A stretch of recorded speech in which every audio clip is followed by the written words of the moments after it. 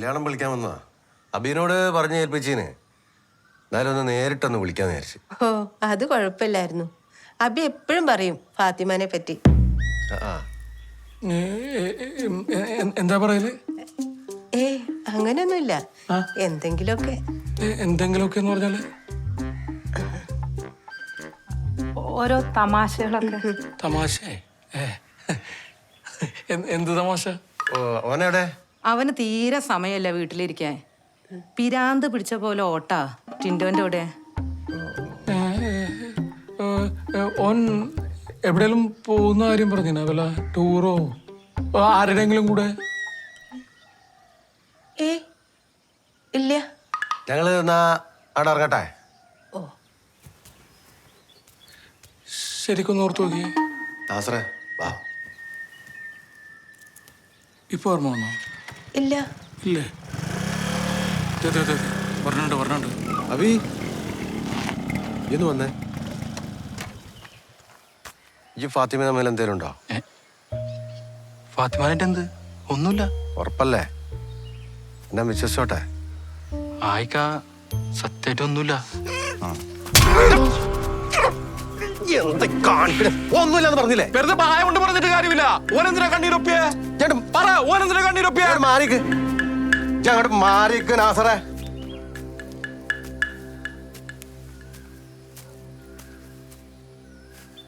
ഓട്ടെ, ഈ കല്യാണത്തിന് വരണട്ടാ. ആയിക്കോട്ടെ.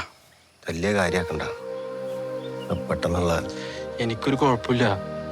ഞാൻ എന്തെങ്കിലും പറഞ്ഞാൽ നിങ്ങൾ വിചാരിക്കും എനിക്കെന്തോ വേണ്ട. പറഞ്ഞിട്ട് കാര്യമില്ല. അഞ്ചി പാത്തൂൻ്റെ ഒന്നിച്ചങ്ങ് നടത്തിയാലോ? പ്രത്യേക വെളിയും വേണ്ട, ഫുഡും വേണ്ട. ആദ്യം ഫാത്തിന്ന് നടക്കട്ടെ. ഒരു കണക്കിനെല്ലാം ബായി കാരണം. ഉവ്വ ബായ്. നിങ്ങൾ കണ്ടോ, ഫാത്തിന്റെ കല്യാണം നടക്കുന്നതോടെ ആദ്യം ബായിനെ നാട് കടത്തും. അതോടെ ബായിക്കാരുടെ കച്ചവടം പൊട്ടും. മുജി, ഈ വേണ്ടാത്ത പ്രശ്നത്തിന് പോണ്ടേ? എനിക്ക് നല്ല പേടിയുണ്ട് ഈ കല്യാണം മുടങ്ങുമെന്ന്. നീ എന്താണ് ഇതുവരെ ഇറച്ചി ഏൽപ്പിക്കാതിരുന്നത്? മറന്ന് അല്ലേ? പേടിക്കണ്ട, ആട് റെഡി.